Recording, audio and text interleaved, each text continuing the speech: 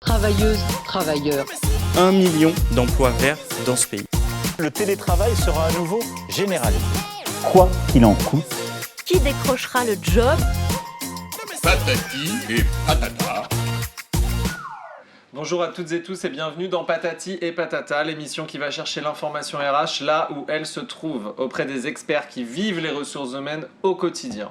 On entend et on lit de la part d'un grand nombre de personnes des conseils, des best practices, des tendances et patati et patata. Pour remettre de l'ordre dans tout cela, on a demandé à notre experte du jour, Stella Walter, VP of People chez Luco. Enchanté de t'avoir parmi nous. Bonjour à tous les deux, je suis enchantée d'être là. Alors, Luco, je vais le présenter en quelques mots, mais après on va te laisser effectivement le soin de le faire. On va présenter les grands chiffres, mais moi ce qui me fascine, c'est passer de 30 à 130 collaborateurs, donc 130 collaborateurs aujourd'hui, dans l'espace de la crise sanitaire, c'est ça? Exactement, en une année de Covid. C'est incroyable. Exactement. Donc Luco, on le définit comment? Licorne française, Alors, oui, dans l'assurance, mais qu'est-ce qu'on dit? Alors oui, en effet, on nous qualifie souvent de licorne ou future licorne française. Avant tout, ce qu'on est, c'est qu'on est une assurance habitation digitale, 100% digitale, donc en ligne, et qui se veut plus simple, plus facile d'usage, et dont l'objectif est de replacer la confiance entre l'utilisateur et donc l'assuré et l'assurance au cœur de la relation. Voilà. Ok, donc c'est quoi? Finalement, c'est le parcours est plus simple, on arrive plus vite à réserver. Exactement, en fait, le parcours est beaucoup plus facile, c'est-à-dire qu'entre le moment où tu souscris et puis tout le temps d'usage du produit, jusqu'au moment où potentiellement, parce que c'est un peu là que tout se joue, potentiellement on peut être amené à avoir un sinistre, toute l'expérience elle est simplifiée. Et puis finalement, à ce moment qui est le moment clé où potentiellement on vit un sinistre et où là c'est là que tout se joue dans la relation entre l'assureur et l'assuré, on fait en sorte que tout soit plus simple, donc de pouvoir déclarer son sinistre plus facilement en ligne, d'avoir quelqu'un, donc un être humain qui répond et puis de manière instantanée qui aide avec empathie, avec des vraies solutions concrètes à solutionner le sinistre, une prise en charge rapide, beaucoup plus rapide que des assureurs traditionnels, et puis voilà, tout l'accompagnement. Et après on va aussi accompagner sur toute une série de services autour, donc pour prendre soin de la maison, donc pas uniquement solutionner le sinistre, mais aussi par exemple, quand on a des dégâts des eaux, ce qui représente la majeure partie des sinistres, parfois on a des problèmes de peinture, on a des problèmes de décoration, on a des problèmes qui peuvent s'associer, qui sont des problèmes complémentaires, et nous on vient accompagner le foyer. Un peu comme les banques en ligne ont fait il y a quelques années, finalement c'est un peu le même process, le même parcours. Exactement, et avec une vocation qui est vraiment pas juste d'être l'assureur en cas de pépin, mais d'être vraiment le compagnon du foyer, et voilà, d'être vraiment avoir une vision un peu. C'est mignon. Et on dit beaucoup que, alors c'est très, on a beaucoup d'anglicisme comme une vraie licorne, une vraie future licorne, comme une vraie start-up, mais on parle beaucoup de la vision home care chez nous, donc qui est vraiment la vision donc tout autour du foyer, de prendre soin du foyer, qui est pas juste une vision solutionner le problème, mais d'apporter de la valeur au quotidien et de créer de l'engagement. Ouais, parce que c'est vrai que du coup on voit une assurance comme une obligation. Exactement. Et là vous essayez de remettre, donc Luco essaie de remettre l'assurance en fait en mode friendly, si on reprend un anglicisme. En gros, c'est quoi? Le vrai paradoxe, c'est de dire on a des boîtes aujourd'hui qui à la fois automatisent, digitalisent et ont la prétention et la réalité de dire on remet l'humain au centre. C'est quand même dingue en fait. Mais je crois que c'est ça, c'est ça l'ambition des startups telles qu'on les connaît aujourd'hui. C'est vraiment d'arriver à créer finalement le meilleur des mondes. Et sans être dans le cliché, je pense que c'est beaucoup les attentes d'une nouvelle génération aussi, qui est un produit simple, donc pas de contraintes, je dirais, techniques, et d'être facilité au quotidien dans ses usages. De ne pas se créer des montagnes administratives, etc. C'est pour ça qu'on aide aussi à changer d'assurance, c'est pour ça qu'on fait tout le parcours via une application, etc. Oui, c'est-à-dire que même, il faut le préciser, c'est Luco qui se charge de résilier ton ancienne assurance. Comme Free, c'est pour pas les citer, mais qui, lorsque tu changes, s'occupe de garder ton numéro, appeler ton ancien opérateur, résilier, etc. On fournit ce service qui est très, très apprécié, je vous laisse imaginer. On imagine bien, on en a parlé avant de et on a été nombreux à en bénéficier aussi, même en interne, donc c'est quelque chose qui est hyper apprécié, et oui, ça fait partie de la démarche d'aider un potentiel futur client à résilier son assurance précédente, parce que c'est compliqué de résilier son assurance aujourd'hui en France. Donc on accompagne tout ça et en fait surtout on rétablit un peu la confiance, que tu le disais assez justement. Aujourd'hui, l'assurance habitation, je pense que c'est une grande partie des gens qui, tu leur demandes quelle est leur assurance habitation, ils sont même incapables de te la citer. Et l'autre partie, souvent c'est parce qu'elle a eu une expérience désagréable, donc souvent elle a eu un sinistre et elle a justement eu cette expérience qui ne s'est pas forcément toujours bien passée. Et nous on veut vraiment recréer cette relation pour que quand tu penses à ton assurance habitation, tu penses à elle en termes positifs et que tu aies confiance en sa capacité à t'accompagner dans les moments où ça va être plus difficile. Ça passe par différentes choses, ça passe notamment par ce que nous on appelle le give back. Le give back c'est assez simple, c'est une partie de nos fonds en fait chez nous en fait on a deux poches. On a une poche qui est une poche de 70% qui est dédiée à tous les frais de roulement de l'assurance et à la gestion du quotidien, des équipes, du produit, etc., de la technologie, du business model. Et on a 30% qui est dédié au remboursement des sinistres potentiels lorsqu'ils arrivent. Et en fait, cette enveloppe-là, parfois la balance est positive, parfois elle est négative. Lorsqu'elle est positive, la plupart des assureurs traditionnels, ils se surrémunèrent sur la base de cette enveloppe. Nous, on a décidé, parce qu'on estime que ça finalement pose les bases de la confiance, que cette enveloppe-là, on n'y touchait pas et on reverse le surplus potentiel à des associations. Associations que la personne qui a souscrit l'assuré choisit. Voilà. C'est très bien. Et donc, si tu veux, quand tu te retrouves dans une position où finalement il n'y a plus tellement d'enjeux avec ton assurance parce que tu sais que si jamais tu n'as pas de sinistre, c'est le meilleur des mondes et puis ça va être reversé à une association. Et puis si c'est un sinistre, la poche servira à rembourser potentiellement les sinistres. Il n'y a plus d'enjeu de confiance. Parce qu'on n'a plus d'intérêt en tant qu'assureur. Dans tout le discours, ce qu'on entend, c'est quand même l'humain en priorité. Combien de personnes aujourd'hui travaillent chez Luco? Combien sont en télétravail? Comment vous vivez en fait l'onboarding en fait d'un candidat? Enfin, toutes ces questions-là en fait nous intéressent et particulièrement chez vous, qui mettez l'humain au cœur de toute relation. Ouais. Alors peut-être pour revenir, c'est pareil, un peu galvaudé de dire l'humain est au cœur de la relation. Je pense que c'est un discours que beaucoup d'entreprises, à juste titre, ont envie de tenir et qu'on a envie de tenir en tant que DRH notamment. On est quand même une start-up, donc une petite structure technologique où il y a un vrai enjeu d'expertise chez nous. Donc évidemment l'humain est important, mais il est particulièrement dans des entreprises où le cœur finalement du modèle, il tient au talent en fait, aux équipes. Il tient à nos développeurs, il tient à nos gestionnaires de sinistres, il tient donc vraiment aux équipes qui créent le produit en fait au quotidien et qui font en sorte. Mais pour passer de 30 à 130, vous avez organisé tous les entretiens en vidéo, vous avez signé vos contrats à distance, vous avez... Absolument, donc on s'est retrouvés effectivement à l'orée de la première vague à une trentaine d'employés à peu près, dans une entreprise où il y avait déjà des personnes qui travaillaient en 100% de télétravail contractuellement. C'est un peu philosophique chez nous et on avait déjà cette volonté d'avoir des équipes qui puissent travailler de là où elles le veulent. Évidemment, on était beaucoup moins matures à 30 personnes et avant cet épisode du Covid sur ces sujets-là. Ça accélérait les choses, évidemment. Je dois dire qu'on l'a vécu un peu comme... alors au début, on s'est fait quelques sueurs froides, comme à peu près toutes les boîtes et tous les DRH professionnels de la fonction. Et une fois qu'on a repris un peu le pouvoir sur tout ça, on s'est dit en fait c'est une formidable opportunité parce que ça va nous forcer à accélérer nos usages. Et donc accélérer nos usages, ça veut dire quoi? Ça veut dire avoir une structure qui paradoxalement, parce que c'est pas toujours ce qu'on met derrière une start-up, on s'imagine que le start-up c'est toujours un peu le bazar. Oui, et puis à partir de quand on est une start-up? Voilà, exactement. À partir de quand on l'est plus? Oui, on se dit start-up, il n'y a pas trop de process, ça se marre, ça joue au baby-foot, c'est un peu cliché, mais ça joue au baby-foot, et puis il n'y a pas trop de process, et puis beaucoup d'énergie, ils sont jeunes, etc. Chez nous, c'est un peu le contraire. On croit beaucoup qu'il faut processer, structurer au maximum l'organisation. Parce que plus tu processes et plus tu structures donc ton onboarding, ton recrutement, etc., plus derrière tu peux laisser de liberté aux équipes. Et donc plus tu peux favoriser le télétravail. Donc c'est des tâches les unes derrière les autres. C'est-à-dire que l'onboarding, en fait, on commence par l'entretien vidéo, ensuite on va se retrouver en fait dans une chaîne de recrutement et on va à un moment donné pouvoir signer son contrat, arriver le jour J, peut-être même des collaborateurs en vidéo qui peuvent vous dire comment on arrive, etc. Absolument. Donc en fait, nous on avait un onboarding, on onboardait déjà des personnes qui pouvaient être à distance, mais on faisait quand même un point d'honneur à les faire venir dans les bureaux les 10 premiers jours à peu près, pour qu'après ils repartent potentiellement en télétravail quand c'est leur format de travail.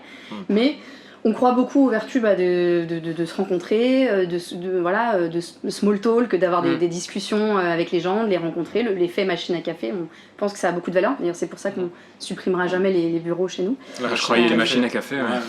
Et jamais la machine à café, ce qui est quand même l'une des raisons pour lesquelles quand même on vient au bureau. Donc ce serait dommage de la supprimer, cette machine à café. Et donc en fait, pendant le Covid, temporairement, on a dû complètement digitaliser nos process. Donc nos process de recrutement, c'était déjà le cas. On sait mener des process de recrutement en ligne à travers des vidéos, des entretiens vidéo. Et ça, on l'a un peu toujours fait, c'est-à-dire qu'on est capable d'embaucher des gens sans ne les avoir jamais rencontrés en vrai. Et en fait, c'est même les intégrer alors. Ah oui, absolument, ouais. Et par contre, je dirais, l'exercice qu'on a appris à faire pendant le Covid, c'est d'arriver à créer un peu la magie et à susciter de l'engagement, c'est-à-dire parce que c'est facile de passer les informations, c'est facile de créer les bons process, de donner les bonnes informations, de faire en sorte que la personne elle comprenne sa mission, ses objectifs, etc. Il suffit d'avoir les bons templates, on a plein, des étapes dans le recrutement, dans l'onboarding qui permettent de le faire. Ce qui est déjà d'avoir été clair sur la mission. Oui, alors déjà. Parce que ça, c'est le BABA, mais c'est vrai que souvent. Ouais. Nous, on utilise, on a des petits outils. Il y en a un outil qu'on appelle, alors je suis désolée encore pour l'anglicisme, mais on a des noms francophones chez nous, donc il faut que je fasse l'exercice mental de traduire. C'est qu'on appelle la trial card, donc c'est la petite fiche de période d'essai, et donc on donne une vision à la personne sur quelles sont ses attentes. Ça fait moins peur en anglais déjà, la période d'essai. C'est cool, on va peut-être réutiliser ça. Et en fait, évidemment que ça ne veut pas dire donc on a tous les objectifs à atteindre durant cette période qui est toujours il y a plein d'attentes derrière cette période d'essai. Ça ne veut pas dire qu'évidemment on ne garde pas les gens qui n'ont pas coché toutes les cases de la période d'essai. Ça veut dire qu'on se crée un cadre commun pour que les personnes sachent où on les attend, où elles vont, etc. Et c'est hyper rassurant en fait pour tout le monde, pour le manager, les équipes, la personne qui arrive. Donc voilà. Mais ce qu'on a appris à faire et qu'on ne savait pas faire, pour te répondre, c'est de créer de l'engagement dans un moment où tout est quand même, tous les repères sont un peu gommés, tout le monde est très perturbé, et en effet on travaille tous de chez soi, donc on a créé des petits événements. On avait 2 fois par semaine et on a fini par l'arrêter parce que c'était vraiment le temps du confinement, mais on avait des événements 2 fois par semaine qu'on appelait les Lucofis. Alors on donne plein de noms avec Luco, déclinaison de Luco, mais c'était des petits cafés, donc 2 fois par semaine, où il y avait une espèce de boat, et puis qui invitait des gens qui n'étaient pas de la même équipe pour échanger ensemble. On a créé pas mal d'événements en ligne. C'est un peu la loterie la loterie Teams, quoi. C'est exactement c'est exactement le même principe. Et donc on avait créé plein de petits rituels. Ouais, c'est important parce qu'en fait, c'est important de savoir. Ça t'oblige à rencontrer des personnes que tu n'aurais pas rencontrées, même en physique. Exactement. Tu les aurais croisées sans pour autant leur parler. Exactement. Ouais. Et c'est vrai que c'est important de scinder et d'avoir des moments qui sont des moments, je dirais, de synchronisation sur les objectifs, quels sont les objectifs, quelle est la mission de la boîte. Raphaël, notre fondateur, et Benoît, qui est le cofondateur, qui vont partager la vision, etc. Donc des moments qui sont des moments boulot. Et puis d'avoir des moments qui sont des moments d'échanges informels, qui sont des purs moments d'engagement en fait, au quotidien. Ok, c'est très clair. Est-ce que c'est pas ça finalement qui caractérise un peu la start-up ? C'est d'avoir un patron qui puisse te parler en tant que patron et à qui tu puisses parler sans pour autant confondre les rôles demain lorsque tu parleras à la machine à café de ce que tu as fait le week-end, etc. Est-ce que c'est pas cette flexibilité, cette facilité d'échange, et je remets encore l'humain au centre du truc ? Est-ce que c'est pas un peu ça, une start-up en fait ? Ouais, je pense qu'une start-up, c'est une entreprise. Alors c'est une start-up, si on revient un peu au fondement, c'est une petite entreprise plutôt tech qui cherche son modèle. Donc c'est avant tout une entreprise dont les codes changent un peu tout le temps.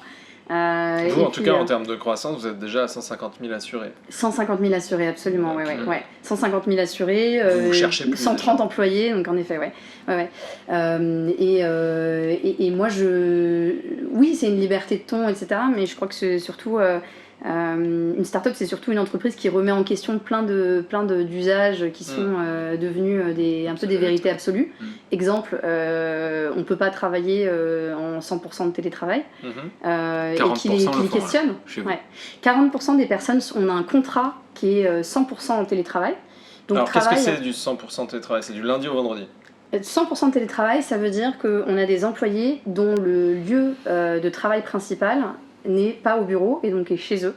Et chez eux, ça veut dire Vous avez ça fait peut des être à Lyon. avenants avec ces salariés-là? Voilà, exactement, c'est des contrats en fait. Donc ça D'accord. peut être par avenant s'ils changent, mais globalement c'est le contrat Oui, bah source vous, oui, lorsqu'on on rentre embauche. comme ça chez vous. donc. On rentre comme ça, Ouais. avec une politique associée.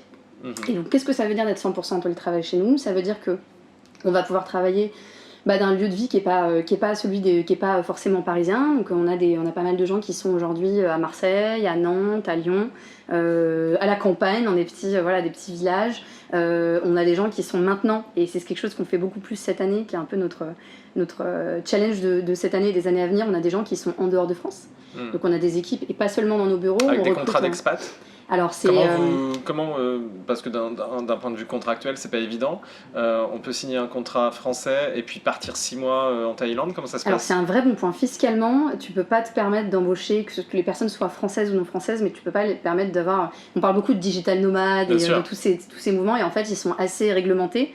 Moi en tant que française, je peux pas partir une année complète, je sais pas moi, à Bali, travailler, parce que fiscalement, au bout de 3 mois, tu tombes dans des règles, et tu dois quand même t'acquitter d'un certain nombre de choses, et donc tu dois avoir un contrat qui est plus un contrat français du coup, mais un contrat local, une expatriation. Du coup, il y a des boîtes qui sont en train de se créer pour accompagner des Beaucoup. entreprises. Et nous, la manière dont on fonctionne, donc pour rentrer un peu dans le dur du sujet, on propose 2 choses chez Luco. La première, donc en fait, on est parti du principe que quand on embauchait des Français en France, on voulait pas leur créer la contrainte du lieu de travail, et on trouvait ça somme toute un peu absurde et assez injuste de la créer pour les non-français ou les Français qui avaient envie d'aller en dehors de France. Et donc on s'est dit comment on peut répondre à cette problématique-là. Donc assez naïvement au début, on s'est dit bon, c'est un peu le start-up spirit, on s'est dit bon, il y a forcément une solution, on trouvera plus tard. On va trouver. Et en fait, on s'est confronté à la réalité et on s'est dit en fait non, c'est un sacré bazar, c'est éminemment complexe. En effet, il faut avoir un contrat local, etc.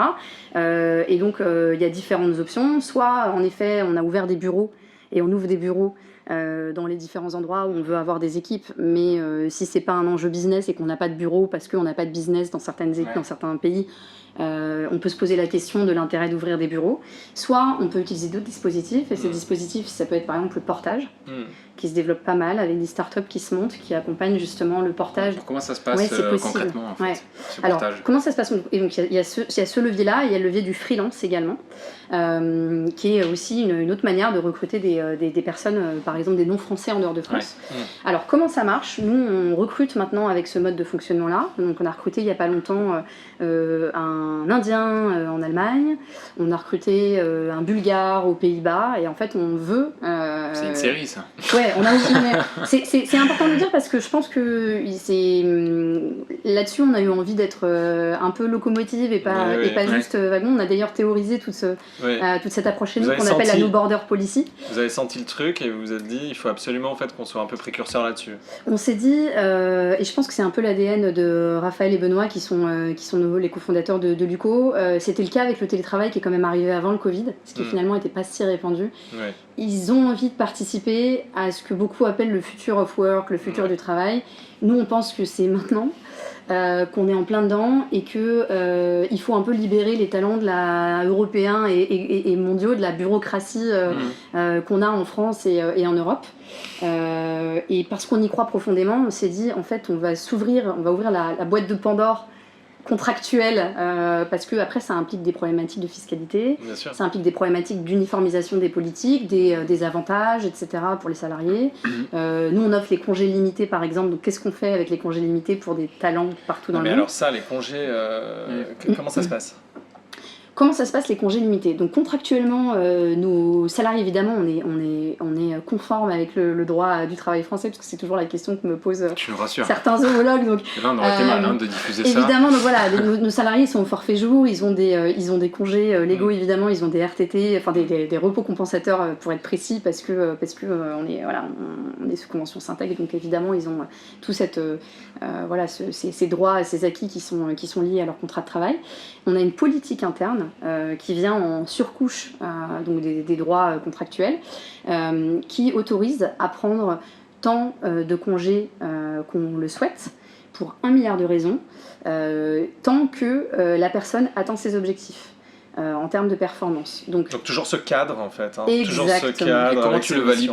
Et comment on le valide? Donc comment on valide ce cadre? Nous, on part du principe que beaucoup de liberté et beaucoup de droits, flexibilité vont avec beaucoup de responsabilités. Et donc c'est comment on crée ce cadre pour que les gens puissent bénéficier du maximum de liberté et qu'on ne vienne pas les chercher pour leur dire où t'en es alors que c'est trop tard et que la personne est déjà en difficulté. Donc on travaille avec ce qu'on appelle des OKR, qui est ni plus ni moins qu'une méthodologie d'objectifs dans l'entreprise. Donc on crée des objectifs pour toute l'entreprise. Les OKR, c'est une méthodologie assez simple qui a été mise en place, je crois, par Google il y a, je ne veux pas dire de bêtises, mais il y a au moins 10-15 ans, donc c'est presque poussiéreux pour les GAFA.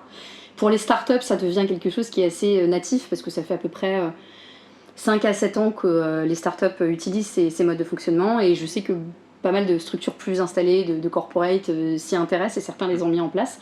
Les OKR, ça veut dire Objective et Key Result.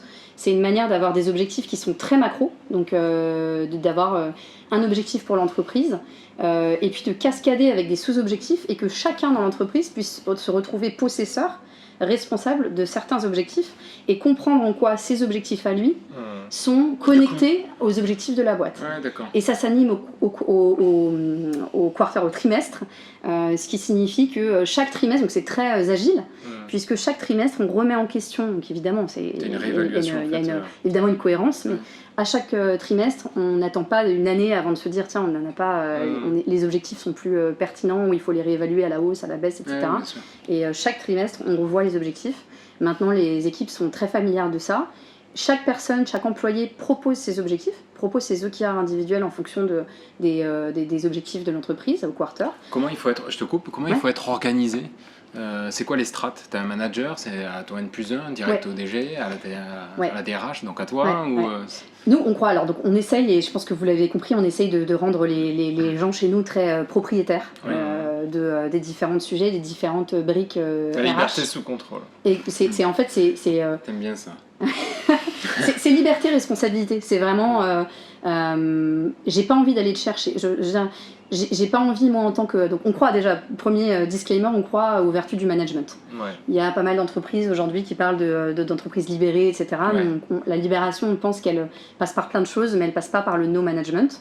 Donc on pense que le rôle du manager, il a un sens. Juste, on pense qu'il faut réinventer ce rôle du manager, et que le manager, c'est un peu un coach qui va aider à accoucher finalement l'employé de ses propres objectifs, qui va l'aider à grandir, etc. C'est faire grandir alors le manager. Exactement. Il est facilitateur, et c'est pas le sachant et l'apprenant, c'est pas le décideur et l'exécutant derrière, c'est un peu le contraire. Donc comment ça marche concrètement? Beaucoup avec ces OKR, ce système d'objectifs, c'est-à-dire que les équipes vont proposer à chaque début de quarter, elles vont proposer à chaque début de trimestre leurs objectifs qui vont devoir être évidemment cohérents au sein de l'équipe, alignés avec la stratégie de l'entreprise. Donc comme tout est visible, c'est-à-dire qu'on communique l'ensemble de ces objectifs-là, ils sont visibles dans un système d'information RH. Un énorme Trello en fait. C'est un énorme Trello. On utilise une solution qui s'appelle Lattice, qui est un outil de management de la performance. Et tout est visible, donc personne n'ignore pourquoi il travaille et pourquoi il doit atteindre ses objectifs personnels. C'est le manager et évidemment les équipes, donc on les revoit en équipe, on les challenge en équipe. Souvent on a donc la personne qui est propriétaire de l'objectif, mais il a des contributeurs dans l'entreprise, donc chacun est c'est un espèce de mapping, tout est complètement modélisé, et donc chaque personne sait en quoi il contribue aux objectifs.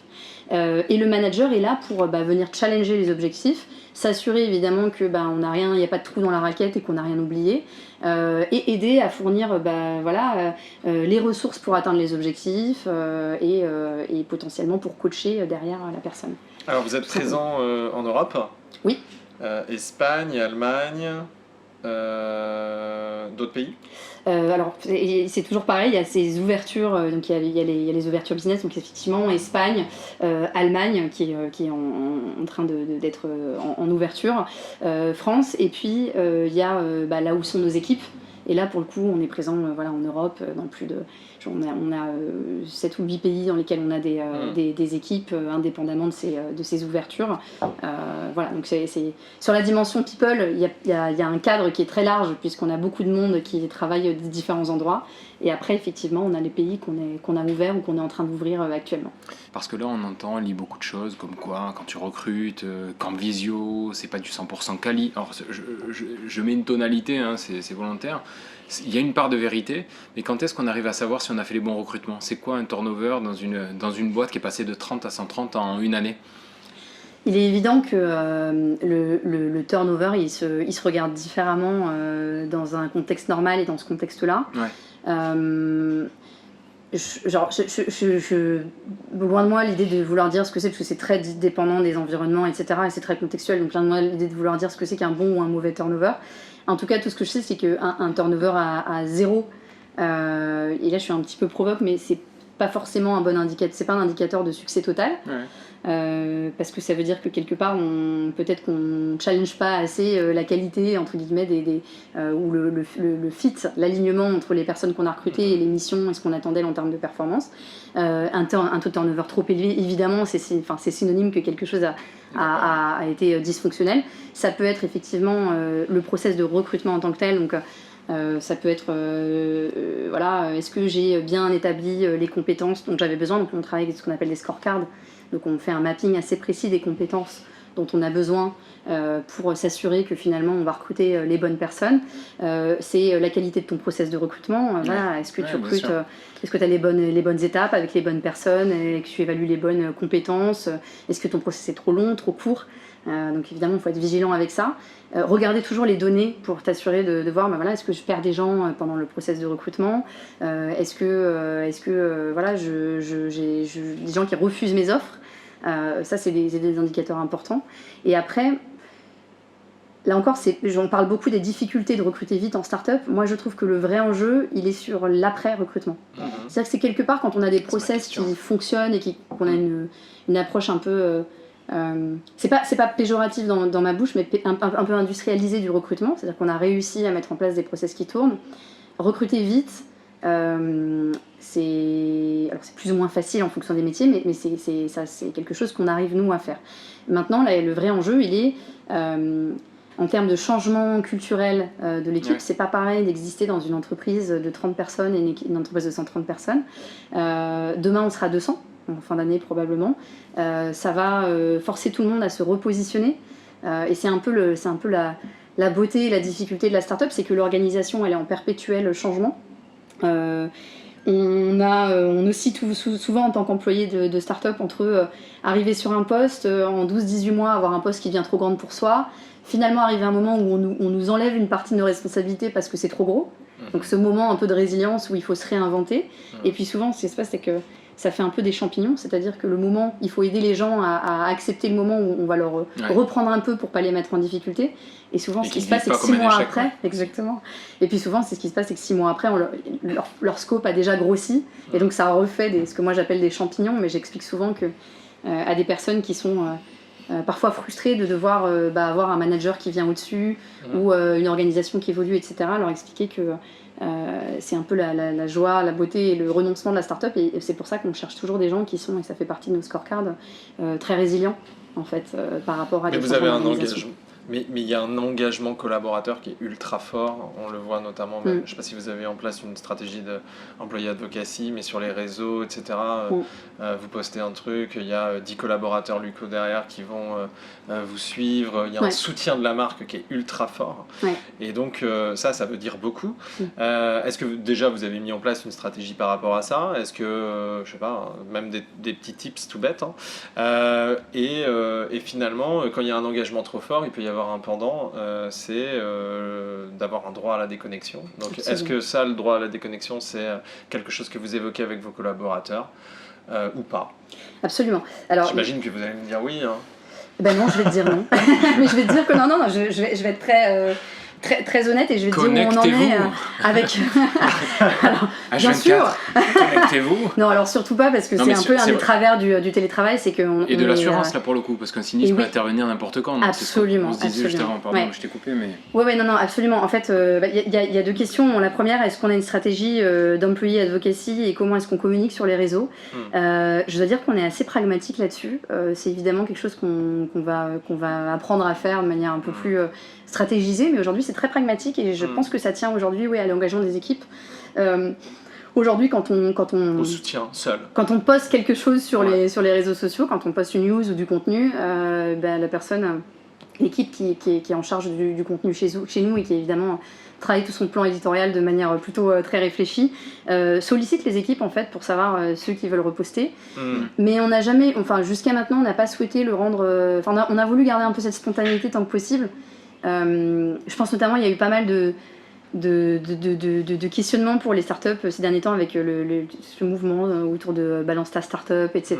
Donc tous ces moments où Balance des ton startups ont un peu argent. frissonné, voilà, et où on s'était dit mais qu'est-ce qui se passe si jamais parce On est que dedans, il y avait tout ce truc où il y avait des Ah, c'est toujours le grand J'espère moment. que je vais pas voir Luco demain parce que je vais pas aimer ça, mais bon, et en fait évidemment on s'est tous demandé ce qu'on ferait si on apparaissait dans les noms de ces comptes ou sur ces bad buzz. Alors, hier c'était Glassdoor, aujourd'hui c'est Balance ta startup.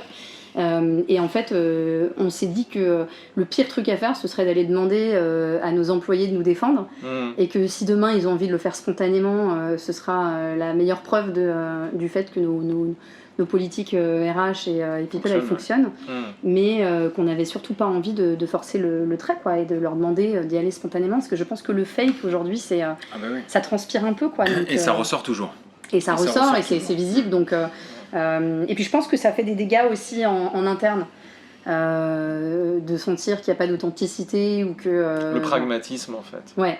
Donc on en est là aujourd'hui, donc ça c'est l'employé advocacy. Et puis sur ta seconde question qui était Comment on crée une marque employeur? ouais, Est-ce je pense que comment on crée une marque employeur Ou de t'as pas besoin start-up, forcément de la créer finalement? je pense qu'en fait je pense que c'est les employés qui la créent, c'est les équipes, et que c'est les policies, c'est de l'authenticité avant tout. Donc c'est vrai qu'on est sorti Discours de preuve, ouais. on est sorti de cette marque employeur très étendard, je pense, où il y avait, on avait des discours externes très assumés, Des on y piliers allait RH, à grand renfort de communication, de vidéos, etc. On privilégie l'engagement. Nous, notre marque aujourd'hui, c'est nos équipes qui, tu le disais assez justement, qui repostent notre contenu. C'est tout le contenu qui est écrit par nos employés, même par nos équipes. Par exemple, on a un blog, on a un compte Medium sur lequel on poste du contenu écrit, et donc on a des équipes techniques qui écrivent du contenu, on a les équipes people qui écrivent du contenu, on a nos chargés de relations clients qui écrivent du contenu, et qui parlent de leur expertise, qui témoignent de leur expérience, et c'est ça en fait, ce contenu assez authentique en fait. Super. Un dernier mot à dire sur les 70 personnes qui vont vous rejoindre d'ici décembre. Quoi, n'ayez pas peur du télétravail à 100% ou non, soyez... Alors on a senti qu'il y avait une vraie volonté des équipes de se revoir. Ouais. Et comme je disais, on croit pas au télétravail en tant que fin en soi. C'est un moyen d'émancipation, mais on ne veut pas supprimer les bureaux, très loin s'en faut. Donc on a réouvert les bureaux il y a une semaine. Alors on avait jusqu'à présent le droit à une journée par semaine par personne. On avait des jauges qui étaient de pas plus de 20 personnes au bureau. On a des très grands bureaux, donc... mais on voulait faire attention, être vigilant. Et là, on a rouvert, étant donné qu'on a 40% des personnes qui sont en 100% de télétravail. Et en ce moment, on a à peu près, là, je regardais ce matin, on a une cinquantaine de personnes qui est dans les bureaux. Donc il y avait quand même une vraie volonté de revenir. Sachant que toutes les personnes, même les personnes qui ne sont pas en 100% de télétravail, qui veulent rester en télétravail jusqu'à au moins mi-juillet, peuvent le faire. On préfère être vigilant. Mais on sent qu'il y a quand même une vraie volonté. Oui, il y a un besoin de déjeuner en terrasse. De se revoir, de déjeuner en terrasse, la machine à café.